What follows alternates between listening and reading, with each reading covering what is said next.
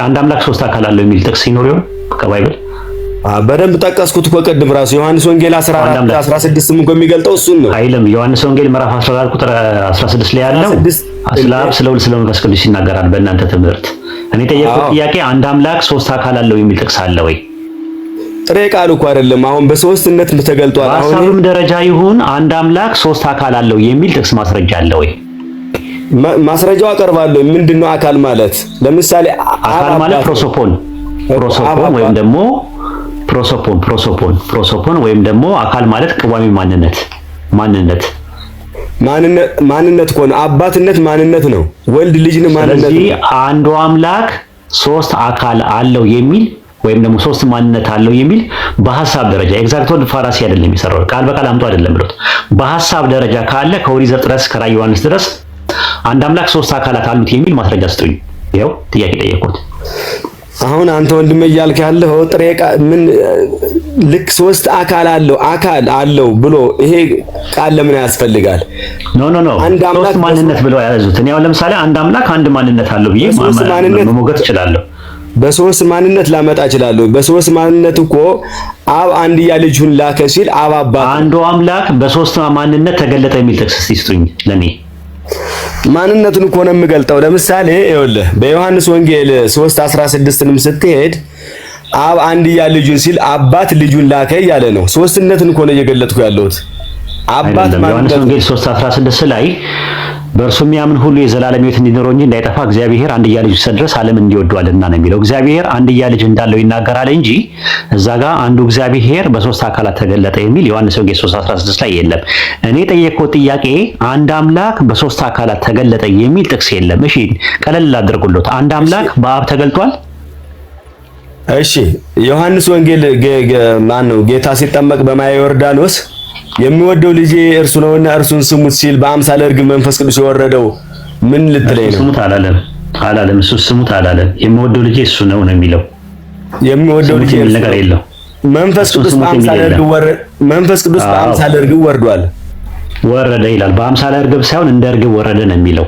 እንደ ርግብ ወረደ ማለት ርግብ ከሰማይ እንደሚወርድ መንፈስ ቅዱስ ወረደ። ለምን ወረደ እኮ በአምሳለ ማለት ያው እንደ ርግብ ሆኖ ወረደ ነው። እንደ ርግብ ወረደ ማለት ርግብ ከሰማይ እንደሚወርደው መንፈስ ቅዱስ ወረደ ነው።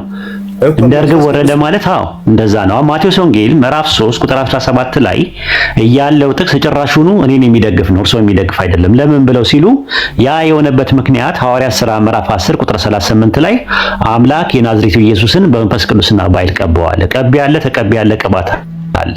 ቀቢው አንድ አምላክ ነው፣ ተቀቢው ወልድ ነው። እዛ ጋር ያየ ነው ያ የተቀባው ሰው ነው። ቅባቱ ደግሞ መንፈስ ቅዱስ ነው። ያንን ነው የሚያሳየው። እዛ ጋር ስለ ሥላሴ ምንም እግዚአብሔር ሶስት አካል አለው የሚል ነገር የለም። እዛ ጋር የሚያወራው ስለ አብ ስለ መንፈስ ቅዱስ ነው። እውነት ነው። ግን እዛ ጋር የተጠቀሰው አብ ወልድ መንፈስ ቅዱስ አብ አንድ አምላክ ነው። ወልድ እዛ ጋር ሲጠመቅ የነበረው ሰው ነው። በዮርዳኖስ ጫማው ተፈቶ ምናምን ነገር በደም ዮሐንስ ያጠምቆ የነበረው ነው። አምላክ አይጠመቅም። ለምን? ሰው አይደለማ።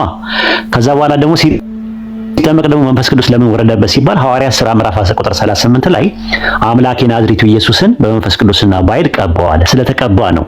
እኔ ጠየቁት ጥያቄ አንድ አምላክ በሶስት አካላት ተገለጠ ወይም ደግሞ በአብ ተገለጠ የሚል የመጽሐፍ ቅዱስ ጥቅስ አለ ወይ? ወይ ደግሞ አንድ አምላክ ሶስት አካል አለው የሚል ቢብሊካል ማስረጃዎች አሉ ወይ ነው ጥያቄው። እሺ እኔ አሁን ምናልባት እየሰማኝ ከሆነ ዮሐንስ ወንጌል ምዕራፍ 1 ቁጥር 14 ላይ ምንድነው የሚለው? ቃል ሥጋ ሆነ ይላል። ያ ቃል ማን ነው?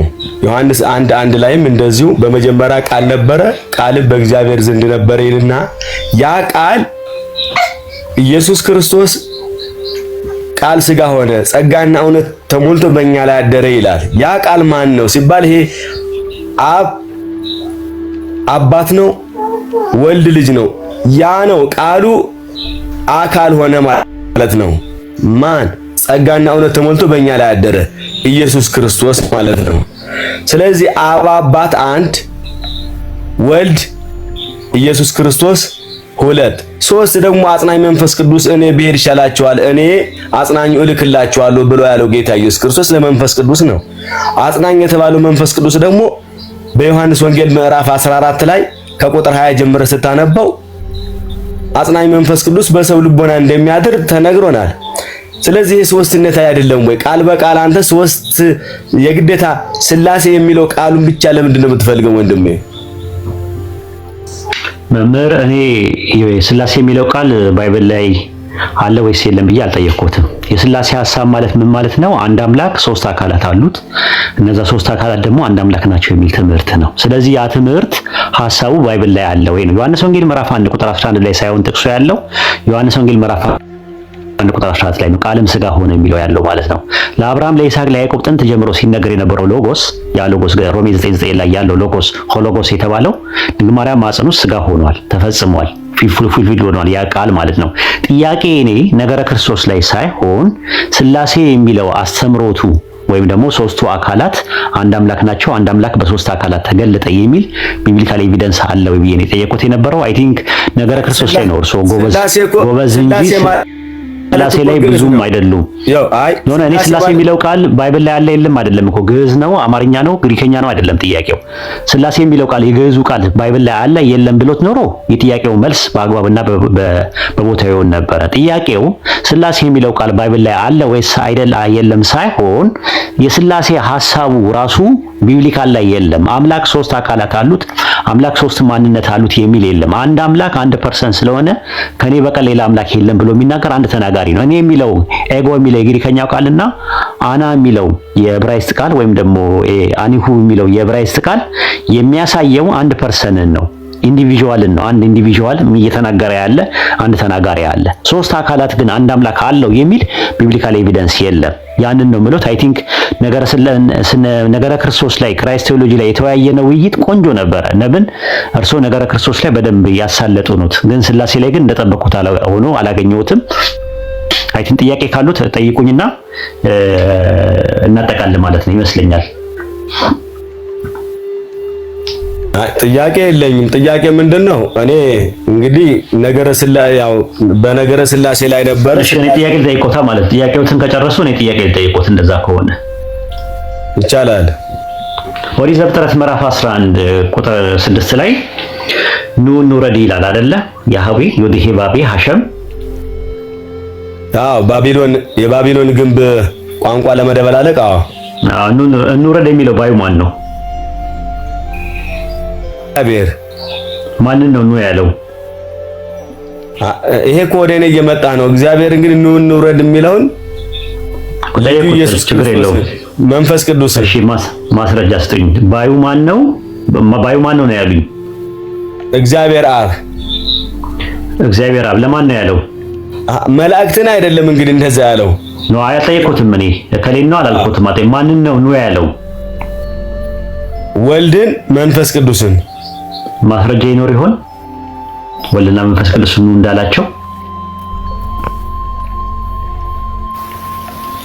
ኑ እንውረድ ያለውን ማን ነው ትለኛለህ አንተስ? እኔስ አሁን እኔ ማን ነው እሱ ምንድነው መሰሉት? በርዶኖ ፕሩፍ ፋላሲ ይባላል። እርሶ ክሌም ያደረጉበትን ነገር አፈርማቲቭ ስጠይቆት አንተ ማን ነው? እኔ ማን እንደሆነ በኋላ ላይ እናገራለሁ። መጀመሪያ ኦሪት ዘፍጥረት ምዕራፍ 11 ቁጥር 5 እና 6 ላይ ሐሸም ወይም ደግሞ ዮድሄ ባፌ ኑ ያለው እነማንን ነው ስሎት የሐሸም የተባለው አብ ነው አሉ። እነማንን ነው ያለው ሲሉ ወልድና መንፈስ ቅዱስን አሉኝ። ወልድና መንፈስ ቅዱስ ኑ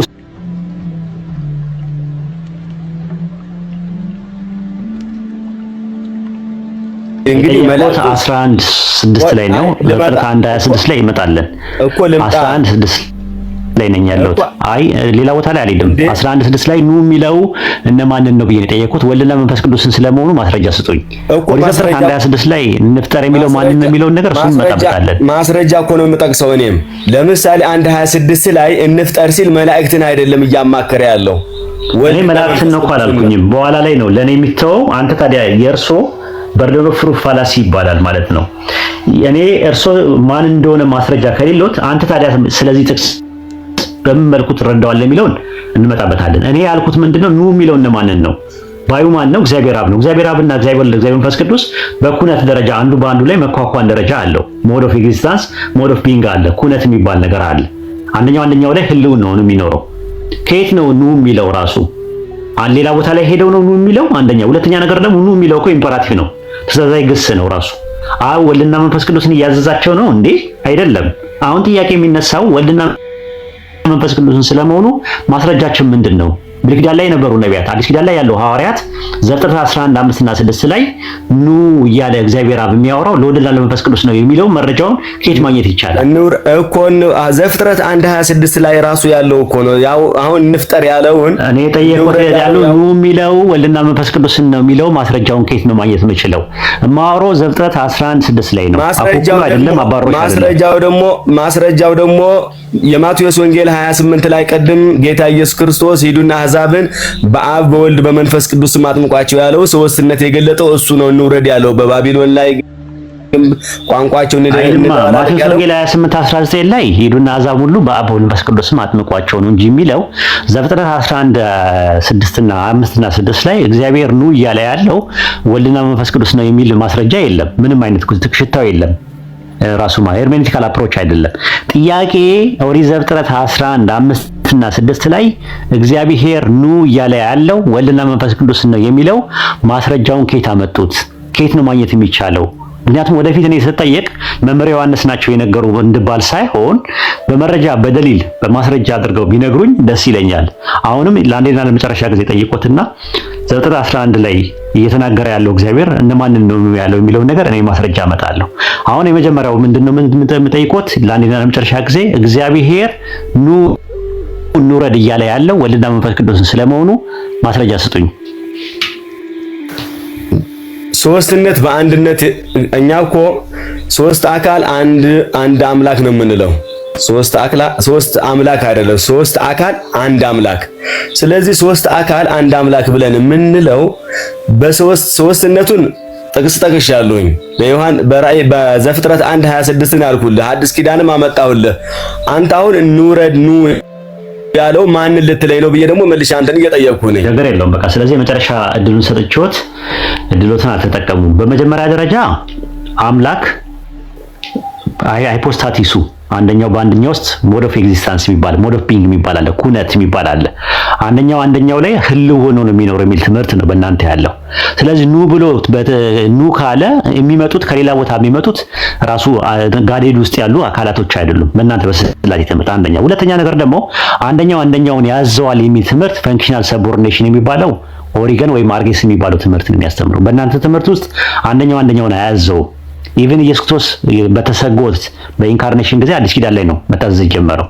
ብሉይ ኪዳን ላይ ግን አንደኛውን ካዘዘ ኑ ብሎ ሲያዛቸው ኢምፐራቲቭ ፎርም ኢምፐራቲቭ ቨርብ የሚባለው ወይም ደግሞ ትእዛዛዊ ግስ የሚሰራው ለመላእክት ነው መጽሐፍ ቅዱስ ላይ የሚሰራው ማለት ነው። የቃሉን ድምጽ የምትሰሙ የቃሉን የምትታዘዙ መላእክት ምን ይላል?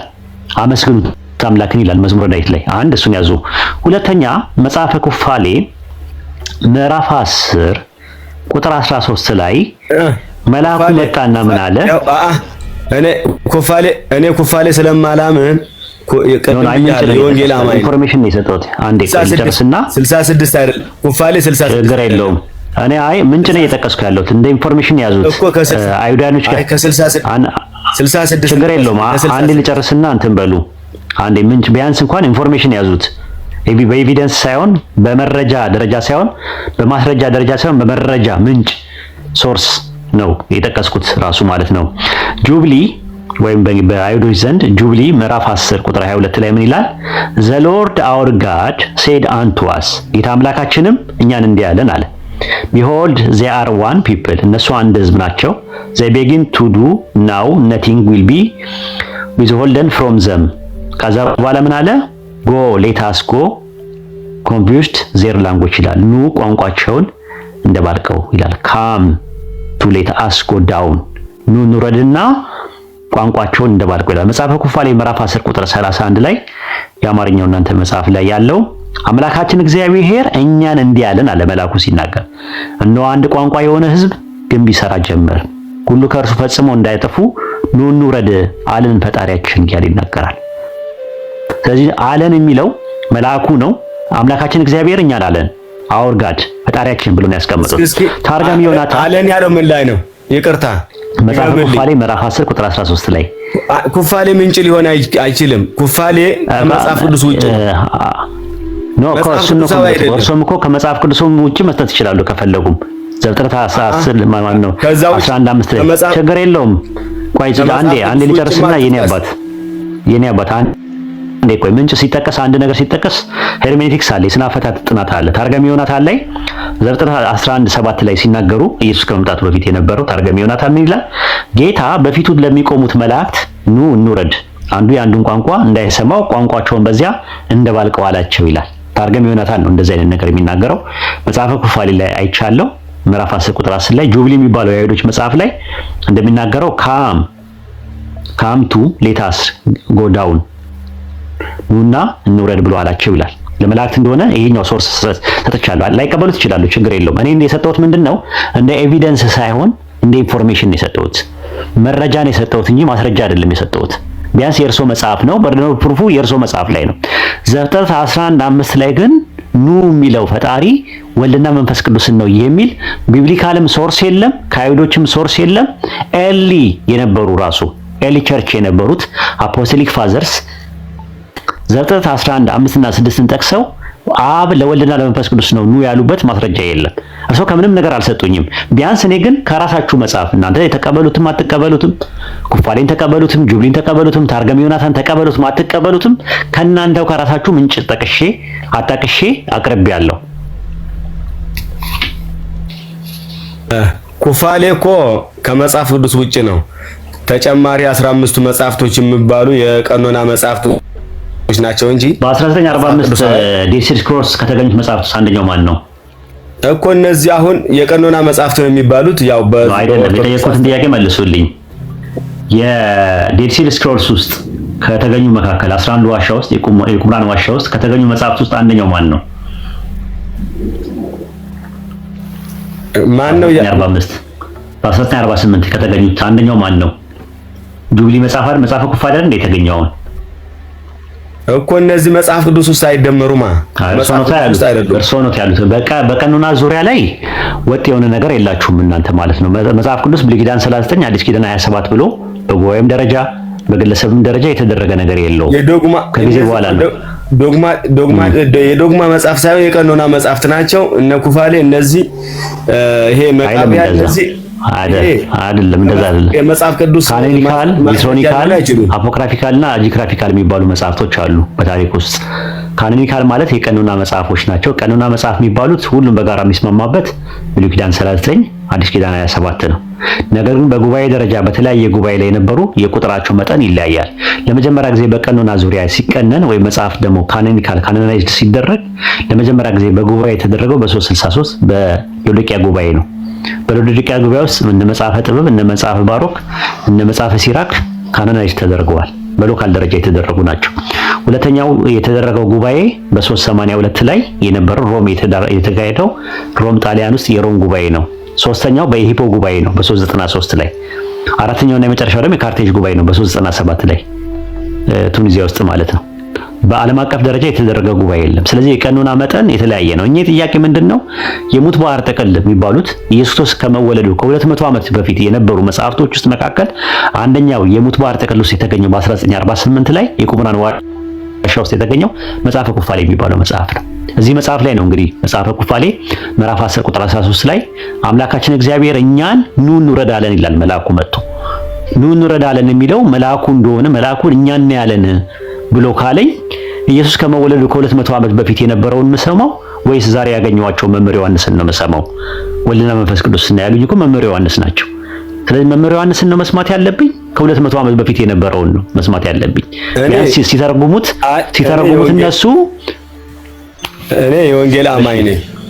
እኔ አሁን የወንጌል አማኝ ነኝ። በ66ቱ መጽሐፍቶችን ከሞገትከኝ ነው እንጂ በ81ዱ አንተ አሁን እያልከኝ ያለው ከ80 የለም እኮ ያሳዩኝ ነገር የለም እኮ ዘፍጥረት። እኔ አሁን ለኔ እኮ ምንም ችግር የለውም። እኔ መልአክም ነው ጥንዛም ነው ሰውም ነው ያለው የሚለው ነገር ባቀርብ ለኔ ምንም የሚጠቅመው ነገር የለም። እኔ ባቀርብሎት ለምን እርሱ ሆኖት ያሉት የሥላሴ ትምህርት ይደግፈኛል ብለው ያመጡት ያንን ጥቅስ እንጂ እኔ የሥላሴ ትምህርት ያፈርስልኛል ብዬ አላመጣሁት። እርሱ ያመጡት ዘፍጥረት 11:5 ላይ ለሥላሴ ትምህርት መሞገቻና መሟገቻ ወይም ደግሞ የሥላሴን ትምህርት ለመቀመር ቴዎሎጂያይዝ ለማድረግ እርሱ ነው የሚጠቀሙበት ያንን ጥቅስ። ያ ለቴዎሎጂያይዝ ለማድረግ አይሆንም ነው። ታዲያ እንደዛ ከሆነ ምንን ያሳያል ለሚሉኝ በኢንፎርሜሽን ደረጃ ነው ያመጣሁት። አይሰራም ያንተ እንትን አይደለም ኑ ያለው መላእክትን አይደለም ቢሉ ችግር የለውም ለኔ። ታዲያ ምንድነው የእርሱን ግን አይደለም ነው ጥያቄው። ቢያንስ እኔ ኢንፎርሜሽን አለኝ። እርሶ ግን ኢንፎርሜሽንም ኤቪደንስም የሉትም፣ መረጃውም ማስረጃውም የሉትም። ዘፍጥረት 11:5 ላይ ያለው እግዚአብሔር ሐሸም፣ ዘዳግም 6:4 ላይ ስማ እስራኤሉ ያህዌ ኤሎሃይኑ ያህዌ ኢኻድ ይላል። ሐሸም ዮዴሄቫፕ የሚባለው አንዱ ኑ እያለ የሚያወራው እከሌን ነው የሚለውን ነገር ማስረጃ አልሰጡኝም እስካሁን ድረስ። ይሄ ነው ያለው ጥያቄው ማለት እንፍጠር ማለት ነው። ጥያቄው ዘፍጥረት 1:26 ላይ አይደለም ያለው ጥያቄው ያለው እኔ ዘፍጥረት 11:5 ላይ ነው ያለው ጥያቄው። ዘፍጥረት 11 ለዘዳግም 6:14 ላይ ደግሞ ቃሉ እዛኛው አንድም ይሄ ዘዳግም 6 እኛም አንድ አምላክ እኮ ነው የምንለው፣ ሶስት አካል አንድ አምላክ። ዘፍጥረት 1:26 ደግሞ ሶስትነቱን ያሳያል ነው እኔ እኮ እያልኩ ያለው። አያሳይም፣ ራሱ አያሳይም። እንፍጠር ማለት መላእክትን ነው ወይ ታዲያ? እንፍጠር ሲል መላእክት መፍጠር ይችላሉ ወይ? እንፍጠር ላይ መላእክት ምን አገባቸው እኮ? አይችሉም። ራሱ እዛ ጋር ምንድን ነው የሚለው ራሱ በዩሜር ኤሎሂም ነአሴ አዳም ይላል። ኤሎሂም የሚለው ቃል ምንን ያሳያል? በዩሜር ኤሎሂም ነአሴ አዳም ይላል ዘፍጥረት 1:26 ላይ ራሱ ማለት ነው። ነአሴ ምንድን ነው? ነአሴ ላይ ያለው ማለት ነው። በማለት እና ማለት ነው። ዮድ እርሱ ማለት ነው። አማር ማለት አለ ነው የሚለው። ዩሜር ማለት ንግግር ነው ራሱ። ዳበር ነው ዳበር የሚባለው። ነአሴ የሚለው ቃል አሴ የሚለው ላይ የመጣ ነው። ና የሚለው ነገር ተለጥፎ የመጣ ነው። ልክ ኤሎሂም የሚለው ላይ ኤሎሂም የሚለው ቃል ኤሎሃ የሚለው ላይ ተለጥፎ እንደመጣው ማለት ነው። ስለዚህ እዛ ጋር ስላሴ አያሳይም። የትኛው ነው ስላሴን የሚያሳየው? እሺ እንግዲህ መጽሐፍ ሁለታችንም እኔ ያለውን አስረድቻለሁኝ። እንግዲህ ከታች ዘፍጥረት 1:26 ነው አሁን ይኸውልህ። ዘፍጥረት 11:5 ላይ ሲጠይቁት ዘፍጥረት 1:26 ላይ መጡ። ዘፍጥረት 1:26 ላይ የትኛው ኃይለ ቃል ነው እንትን የሚለው? በዩሜር ኤሎሂም ነአሴ አዳም በሚለው ላይ የዘፍጥረት 1:26 እኮ አዲስ ኪዳን ደግሞ በማቴዎስ ወንጌል ጌታ ኢየሱስ ክርስቶስ ሄዱና አሕዛብን በአብ በወልድ በመንፈስ ቅዱስ የጠየቁት ዘፍጥረት 1:26 ላይ እስካሁን ድረስ ሲመጡበት በነበረው ላይ ስላሴን ሶስት አካላትን ያሳያል ብለው ድምዳሜ ላይ ያደረሱትን በኃይለ ቃል አውጥተው ያሳዩኝ ነው ያልኩት ያለሁት። የዘፍጥረት እኮ አዲስ ኪዳን እኮ መጥቶ ጌታ ሲተርከው እኮ እያየን እኮ ነው ሲገለጥ። ያ በዘፍጥረት 1:26ን ኢየሱስ አብራርቷል አዲስ ኪዳን ላይ መጥቶ። አዎ እንዴ ሂዱና አሕዛብን በአብ በወልድ በመንፈስ ቅዱስ አጥምቋቸው ማለት ምን ማለት ነው? እንፍጠር ያለው መንፈስ ቅዱስ እንፍጠር ባዩ ለወልድና ለመንፈስ ቅዱስ ነው የሚል የቱ ጋር ነው ያለው? ሐዋርያትን ሕግ ሰጠ እኮ ትእዛዝን ሰጠ። ሂዱና አሕዛብን በአብ በወልድ በመንፈስ ቅዱስም እያጠመቃችኋቸው ደቀ መዛሙርቱ ያድርጓቸው አለ። እና ምን እዛ ጋር ምን ፈለጉ? እሺ ማቴዎስ ወንጌል ምዕራፍ 28 ቁጥር 19 ላይ ሂዱና አሕዛብ ሁሉ በአብ በወልድ በመንፈስ ቅዱስም አጥምቁ ይላል። እዚህ ጋር ስለ አብ ስለ መንፈስ ቅዱስ ይናገራል። የቱ ጋር ነው ያለው? ስላሴ ማለት አንድ አምላክ ሶስት አካል ነው። ሶስት አምላክ አንድ አምላክ ነው የሚል የት አለ? ዘፍጥረት 28 ማነው ማቴዎስ 28:19 ላይ ያለው የት አለ እንደዛ የሚል እኮ? መጽሐፉ እኮ ግዴታ አሁን አንተ በምትለው አይነት ስላልተገለጸ የት አለ? እሱን ነው እኮ ተመልከቱ። እንግዲህ ኦሪት ዘፍጥረት ምዕራፍ 1 ቁጥር 26 ላይ ያለውን በዩሜር ኤሎሂም ነአሴ አዳም የሚለውን ቃል ወይም ደግሞ ዩሜክ የሚለውን ቃል ዮሐንስ 14:16ም እንግዲህ ማቴዎስ 28:19 ላይ ምንም ነገር የለም። እሺ ዮሐንስ ወንጌል 14 ላይ እንግባ። ዮሐንስ ወንጌል 14:14 ላይ እኔ ሄዳለሁ አጽናኙን ወደ እናንተ ልክላችኋለሁ ይላል። አብ ለዘላለም የሚሆነው ሌላ አጽናኝ ይሰጣችኋል አለ። ስለ አብ ስለ መንፈስ ቅዱስ ይናገራል። ጥያቄው እነዛ አብ ወልድ መንፈስ ቅዱስ እነዛ አብ ወልድ መንፈስ ቅዱስ እነዛ አብ ወልድ መንፈስ አብ ወልድ መንፈስ ቅዱስ ባይብል ላይ አይናገርም አላልኩም። ጥያቄው ያለው አንዱ አምላክ ሶስት አካላት አሉት። እነዛ ሶስቱ አካላቶቹ አብ ወልድ መንፈስ ቅዱስ ናቸው የሚል የት አለ ነው ጥያቄው። ዘፍጥረት 1:26 ለጠየቀው ጥያቄ፣ ማቴዎስ ወንጌል 19 ላይ ለጠየቀው ጥያቄ፣ ዮሐንስ ወንጌል 14:15 ላይ ያለው ጥቅስ የሚያሳየው ምንም አይነት እንትን የለውም። ስለ ዘፍጥረት አያወራም። ለምን እንደ ጌታ ኢየሱስ ምንድነው እያለ ያለው? አብ አባቱን ለመነ። ከዛ በኋላ አጽናኙ ይልክላችኋል አለ። አጽናኙ ደግሞ መንፈስ ቅዱስ ነው። አባቱ ማን ነው? አብ፣ እግዚአብሔር አብ ነው። አባቱ ማን ነው? ሰው አብ እኮ አይሉኝም። አብ ማለት አባት ማለት ነው ትርጉሙ። አባቱ ማን ነው? ማን ነው? የወልድ አባት አብ። እንዴ የወልድ አባት እኮ አይባልም እኮ። አባት ማለት ግዕዝ ነው። ወደ ግዕዝ ነው ያደረጉት። አባት ያልኩ ያለው አብ ነው። አብ እኮ አብ ማለት አባት ማለት ነው። ያ አባት ማን ነው ነው የጠየቁት። አባት እኮ የግብር ስም ነው። የወልድ አባት ማን ነው ነው ያልኩት እኮ። ራሱ ምንድነው እያለም የጠየቁት እኮ። አብ ማለት አባት ነው። ያ አባት ይኸውልህ አባት አሉኝ። ያ አባት ማን ነው? አባት የአባት አባት የሚባል የለም። እንዴ ያ አባት ማን ነው ነው ያልኩት እኮ። ያ አባት ማን ነው? አባት አሁን አባቶት ማን ነው ብዬ ብጠይቆት እርሶን አባቴ አባት ነው ብላ አይሉኝም። መልሱ አባቴ ከሌ ከሆነ ደበላም ጨቡዴም ሊሉኝ ይችላሉ የራስዎትን። የዮሐንስ አባት ማን ነው ነው ጥያቄ። ኦኬ ቀለል አድርጉሎት። የእግዚአብሔር ልጅ ማን ነው በመጽሐፍ ቅዱስ ላይ? ኢየሱስ ክርስቶስ። ኢየሱስ ክርስቶስ ማለት ስለዚህ አባትየው ማን ነው? የኢየሱስ ክርስቶስ አባት ማን ነው? እግዚአብሔር አብ። እግዚአብሔር ነው አይደለ? የኢየሱስ ክርስቶስ አባት። አዎ እግዚአብሔር አብ። አዎ እግዚአብሔር የሚለው ምንነት ነው ወይስ ማንነት ነው? ማንነት ነው። ማንነት አይደለም ምንነት ነው። እግዚአብሔር ማለት ጋድ የሚለው ምንነት ነው አይደል? የእርሷን ሰው ሲባል ምንነት ነው ወይስ ማንነት ነው? ምንነት ነው። እኔ ማን ነው ብዬ ነው የጠየቁት፣ ምንድነው አይደለም የጠየቁት። የኢየሱስ አባት ምንድነው ብዬ ብሎት እግዚአብሔር ነው ይሉኛል። የኢየሱስ አባት ማን ነው ነው ያልኩት የጠየቁት። ስለ ማንነት ነው የጠየቁት። ማን ነው? ማን ነው ማለት እኮ እግዚአብሔር አብ ነው እያልኩ እኮ ነው አባቱ። እግዚአብሔርም አብም ያልኩት የኔ ጥያቄ ጋር የሚመጣ አይደለም። አብ ማለት ግብር አይደል እንዴ? የግብር ስም አይደል እንዴ? አብ ማለት አብ አባት አወላዲ እኮ የግብር ስም ነው። አዎ አወላዲ ማለት ነው የግብር ስም ነው የጠየቁት። የግብር ስም አይደለም። ማን ነው ብዬ ስጠይቁት የተጸውዖ ስም ነው የጠየቁት። የአብ የተጸውዖ ስሙ ማን ነው ማለት? የተጸውዖ ስም ማለት ምን ማለት ነው? አባት ነው። ለምሳሌ የወልድ ስም ማን ነው? ወልድ ነው። ልጅ ነው። ወልድ ልጅ ነው። ተወላጅ። ወልድ ማለት እኮ አሁን ከግዕዝ ወደ አማርኛ ነው የተረጎሙልኝ። ትርጉሙን አይደለም የጠየቁት። ወልድ ማለት ምን ማለት ነው ብዬ በጠይቁት ኖሮ ወልድ ማለት ልጅ ነው ብለው ይሉኛል። ወልድ ማን ነው ነው ብዬ ጥያቄ ያቀረብኩለት። ምንድነው አይደለም የጠየቁት። ማን ነው ወልድ? ማን ነው እንደ መጽሐፍ ቅዱስ? እግዚአብሔር። ወልድ ማን ነው ብዬ እኮ ነው የጠየቁት እኮ የኔ አባት። ስም የለውም ወልድ የሚባለው ኢንካርኔትድ የሆነው ከድንግል ማርያም የተወለደ ስሙን ማንበብ ምልክት ትጠራዋለሽ ነው ያለው ሉቃስ 1:31 ላይ። ኢየሱስ በስጋ የተገለጠበት ነው። ስለዚህ ስም አለው። ስለዚህ የተጸውዖ ስም አለው። ስለዚህ ያ ወልድ ማን ነው ብዬ ስሎት ኢየሱስ አሉኝ።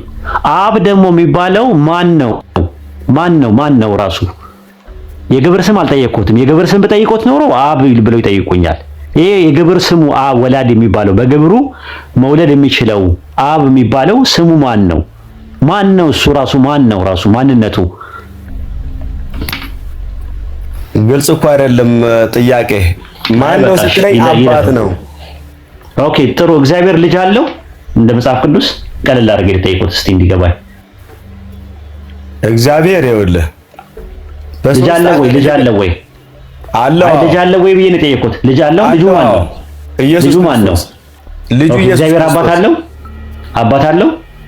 በስጋ የተገለጠው እኮ ነው። ልጅ በስጋ የተገለጠው ኢየሱስ ክርስቶስ አባት። ያቄ እግዚአብሔር አባት አለው ወይ ነው የጠየቁት። የኔ አባት አንድ እግዚአብሔር ይኸውልህ ሶስት አካል እግዚአብሔር አባት አለው ወይ ብዬ ነው የጠየቁት።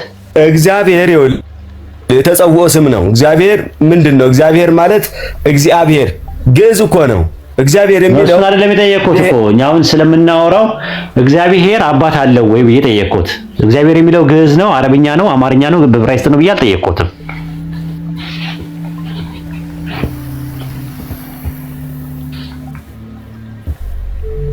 ይሰማል ምልህ ይሰማል። እግዚአብሔር የሚለው የቃሉ ትርጉም ዕብራይስጥ ነው፣ ግዕዝ ነው ብዬ አልጠየቁትም። እግዚአብሔር አባት አለው ወይ ብዬ ጥያቄ ያቀረብኩለት። እግዚአብሔር አባት አለው ወይ ሳይሆን ጥያቄ መሆን ያለበት አብ ልጅ አለው ወይ? አዎ ኢየሱስ ክርስቶስ እግዚአብሔር ወልድ እግዚአብሔር ልጅ አለው የሚል ነገር አለ ባይብል ላይ ብዙ ቦታ ላይ አለ። እግዚአብሔር ልጅ የሚል አለ። ወልድ ልጅ ነው። አብ ወላዲ ወልድ ተወላዲ መንፈስ ቅዱስ ደግሞ ሰራጺ። ጠይቆት እኮ ይኸውልህ አሁን ስለ ግብር ብጠይቆት አብ ወላዲ ወልድ ተወላዲ መንፈስ ቅዱስ ሰራጺ ብለው ይላሉ። አብ ማለት ምን ማለት ነው ተብሎ ቢጠይቅ የግዕዝ ቃል ነው። አብ ማለት በግዕዝ አባት ማለት ነው። በዕብራይስጥ ደግሞ አብ ይባላል። በግሪክ ደግሞ ፓትሮስ ይባላል ብለው ይጠይቃሉ። የቋንቋ ጉዳይ ከሆነ የጠየቁት ጥያቄ አባት ይሄ አብ የሚባለው ማን ነው ራሱ? ለምሳሌ በባይብል ውስጥ ስንመለከተው ዮሐንስ ወንጌል ምዕራፍ 5 ቁጥር 43 ላይ እኔ በአባቴ ስም መጥቻለሁ አለ። መዝሙረ ዳዊት ምዕራፍ 118 ቁጥር 28 ላይ በዮድሄ ባብሄ ስም የሚመጣ በሐሸም ስም የሚመጣ የተባረከ ነው ይላል። ስለዚህ የአባቱ ስም ማን ነው? ያህዌ ነው።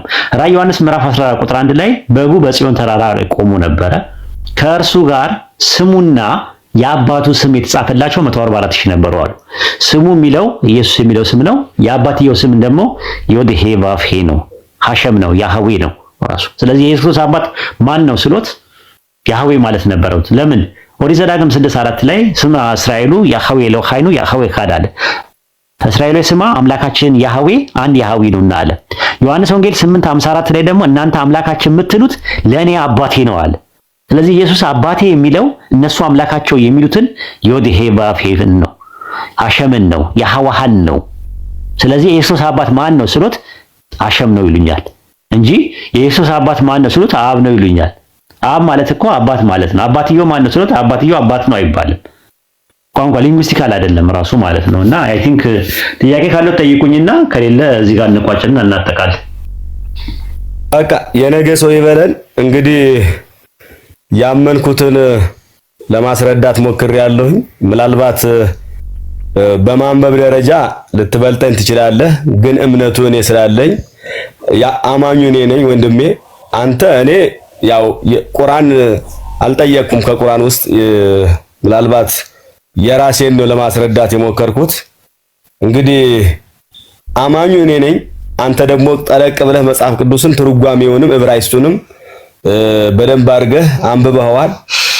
አንድ ነገር ግን ማለት የምፈልገው ምንድነው፣ ዕውቀት አያድንም። እውነት ለመናገር ዕውቀቱ ከኔ ትበልጣለህ፣ ግን እምነቱ ደግሞ እኔ ያለኝና ወደ እምነቱ ብትመጡ ጋብዛለሁኝ። ሰላም ደሩ። እግዚአብሔር ይባርክልኝ።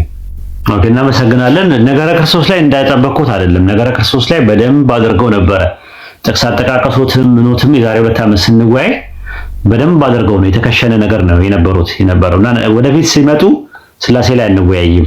የምንወያየው ነገረ ክርስቶስ ላይ ነው። ኢንሻአላህ እድሜና ጤና ይስጠን። እኔም አመሰግናለሁ መምህር ስለነበረን ቆይታ ጨርሻለሁ።